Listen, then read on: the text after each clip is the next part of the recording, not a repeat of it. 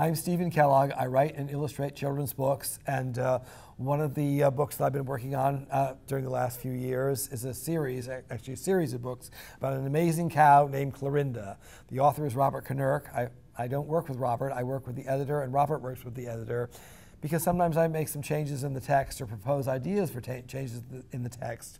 But since I'm not the author, that's not really my job. But if I feel that the text and the pictures will work together more successfully, and I have an idea that I just can't keep inside myself, then I share it with the editor. And if the editor agrees with me, then the editor checks with the author. And if the author agrees, then that suggestion is incorporated into the book itself. And there are a number of those in Clorinda. So people very often ask me, do I prefer being an author or an illustrator? Do I like to be the author of my own books, or do I enjoy illustrating books by other authors? And I really enjoy doing both, because even when I'm the illustrator, I get a chance to work on the words as well. And I love sort of stretching my imagination by enjoying the writing of other authors, and having a chance to put pictures together with the magic of their words. And Robert does his stories in verse, and I think verse is always like song. It's just lots of fun and very uplifting. And Clorinda, being such a merry cow and a personable cow, lends herself to rhyme. So here on the cover of Clorinda, we're introduced to this wonderful cow bouncing onto the stage to an appreciative audience. This is the imaginative world that she hopes to inhabit. And this is the first end paper. I always try to tell stories on the end paper itself. And Clorinda's in her truck heading off at dawn. And we see two signs. One says, "Vote, cast your ballot, don't delay." The other one says, "Classical ballet is in town today." Clorinda sees both signs, and then we find on the title page she's in the theater, and she's holding the program for the ballet, and she's very confused. She says ballot, ballet, because the spelling is very similar. There's an O in ballot and an E in ballet, otherwise it's the same word. And we see the dancers bouncing onto the stage. On the next page, her confusion is explained in the first verse. A cow named Clorinda, whose farm was remote, would drive into town each November to vote. But one year she happened, through some odd mischance, to sit through a program of classical dance. Super, marvelous, magnificent, wow! I'd like to try that myself, said the cow. She asked a young farmhand named Leonard P. Cage to build in the back of the barn a small stage. And there, behind tractors and old bales of hay, she put on a tutu and practiced ballet. But her peer group is less than supportive. "You can't dance, are you nuts?" said a turkey named Doris, and the ducks, geese, and hens in a sort of a chorus. All said to Clorinda, "No, no, that won't do. You're only a cow, and what they do is moo." And they tell her, "Moo, moo, just moo." Clorinda is devastated by this rejection. And her friend Len finds her weeping behind the barn door. "Those critics," scoffed Len, "just tell them moo-poo. A person can't know what it is she can do. Be bold and imaginative. Shoot for the sky. If it's dance that you love, then it's dance you should try." "Yes," cried Clorinda. And then for long days she practiced her leaps and she practiced jetés. At last she told Len, "Well, the next step is clear. I'm off to New York. I must start my career." "I'll help," exclaimed Len. "Here's some cash for the flight." "Thank you," she said, and she took off that night. Brilliant Manhattan, she felt her heart pound. She rented a walk-up and then went around with other young hopefuls who lined up each day in search of a place in a corps de ballet. You see them all lined up, and Clorinda's in line with all the young dance students. But the wait is long. They lined up and lined up and lined up each day in search of a place in the corps de ballet. She finally gets to the head of the line, and the sign says, "No openings, go away." Clorinda's devastated. Brutal Manhattan, she felt her heart throb. She looked at her checkbook, then looked for a job. Buck up, she thought, for you know that it's true. A person can't tell what a person can do. Don't be discouraged, don't sit down and cry. Get out there, Clorinda, and give it a try. She pounded the pavement for day after day, till finally she found, in a tiny cafe, a job waiting tables and cleaning up spills. The boss told her, smile when collecting the bills.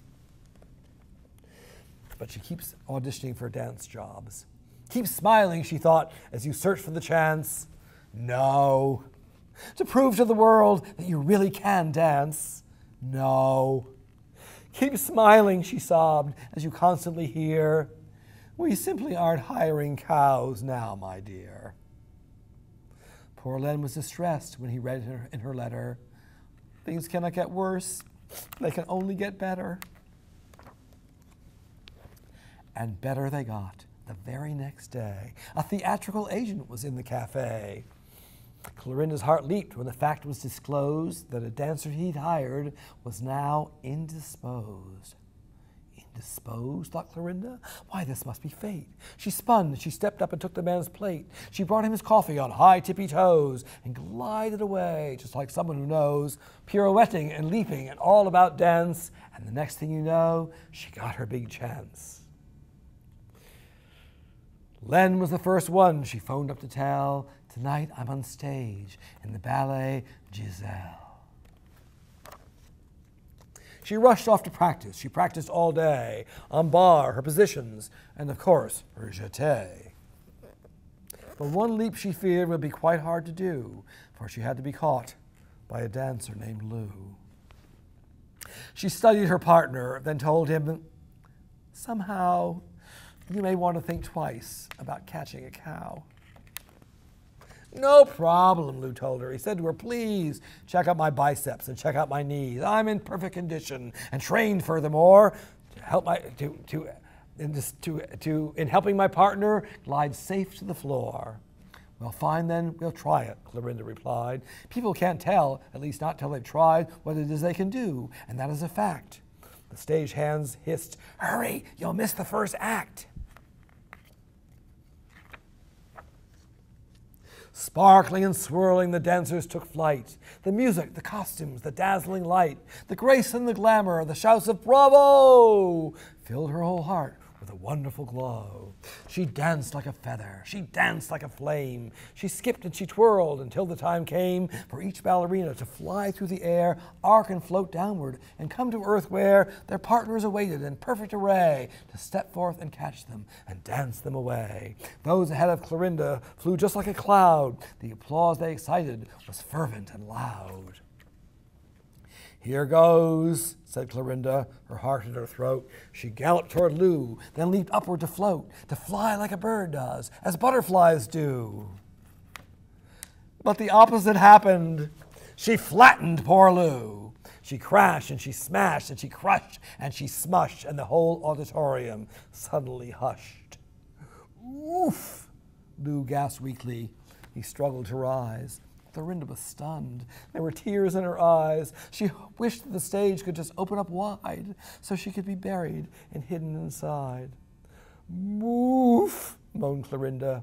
She straightened a strap. Then, to her surprise, she heard somebody clap. One person started, then row after row were cheering and clapping and shouting, bravo! Why are they clapping? For us, the cow said. It seems that they ought to be booing instead.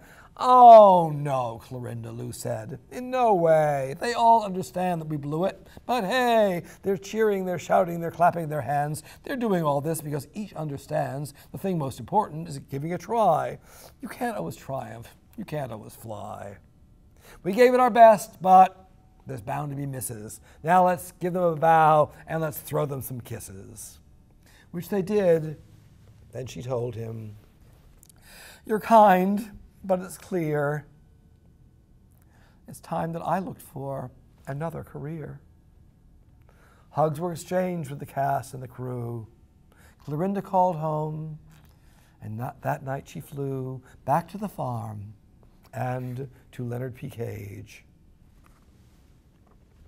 She was moved when she found he'd enlarged her old stage.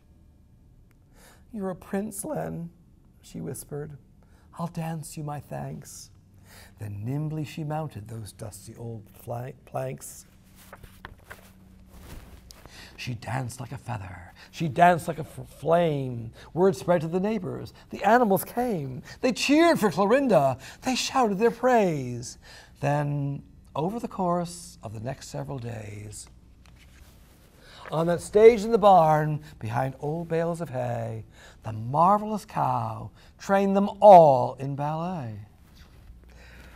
And now if you get there, and don't miss the chance, you'll see animals everywhere. Dance, dance, dance, dance. On the back of the jacket, the reverence, Clorinda's bow, and the end of the story.